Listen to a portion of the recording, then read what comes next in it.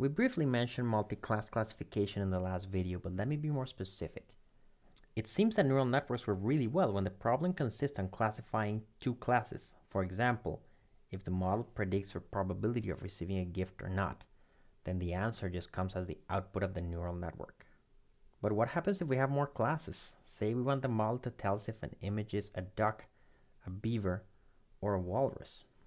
Well, one thing we can do is create a neural network to predict if the image is a duck, then another neural network to predict if the image is a beaver, and a third neural network to predict if the image is a walrus. Then we can just use softmax or pick the answer that gives us the highest probability. But this seems like overkill, right? The first layers of the neural network should be enough to tell us things about the image, and maybe just the last layer should tell us which animal it is. As a matter of fact, as you'll see in the CNN section, this is exactly the case. So what we need here is to add more nodes in the output layer, and each one of the nodes will give us the probability that the image is each of the animals. Now we take the scores and apply the softmax function that was previously defined to obtain well-defined probabilities.